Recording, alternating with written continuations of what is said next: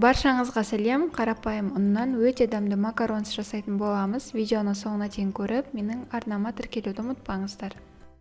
Ең алдымен қамырын дайындап аламыз. Біздің тапамыз міндетті түрде құрғақ болу қажет, және ақуыздарымызда ешқандай жұмыртқаның сарысы болмау қажет. Ақуызымызды миксердің көмегімен осылай ағарғанша миксерлеп аламыз. Одан кейін қантымызды біртіндеп қосып, қатты масса болғанша жақсылап миксерлейміз.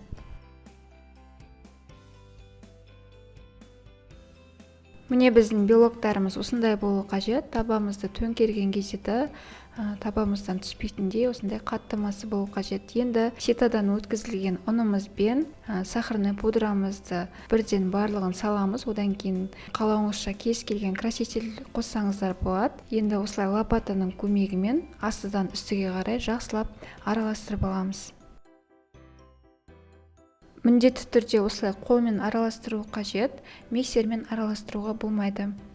Және көп араластыруға да болмайды. Красителімізбен ұнымыз барлығы біркелкі болғанша осылай араластырсаңыздар болады.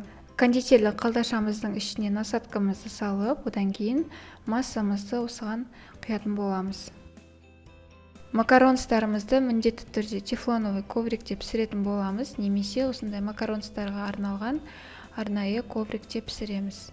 Макаронстарыңызды пергамент қағазына пісірмеңіздер, одан сіздерде шықпайды. Макаронстарыңыз асты жабысып, дұрыс шықпай қалады. Дәл осы видеодағыдай барлығын құйып шығасыздар, арасын тым жақын қылмаңыздар, өйткені бұл піскен кезде көлемі ұлғайып, бір-біріне жабысып қалуы мүмкін.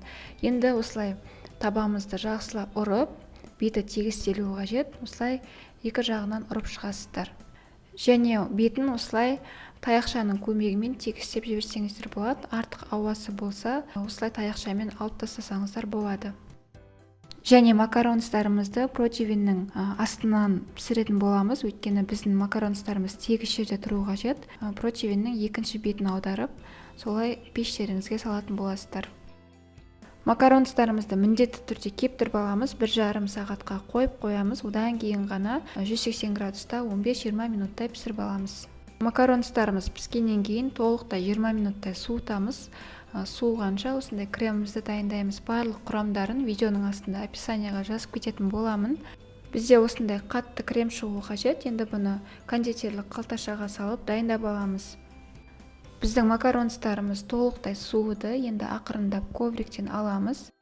Осындай екі бірдей размерде макаронстарымызды дайындап аламыз. Кремімізді жаққаннан кейін екеуі бірдей әдемі болып тұру үшін. Дәл осы видеодағыдай кремімізді жағып шығамыз.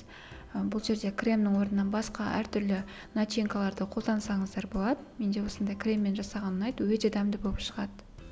Міне біздің макаронстарымыз дайын болды, өте дәмді болып шықты. Міндетті түрде дайындап көріңіздер.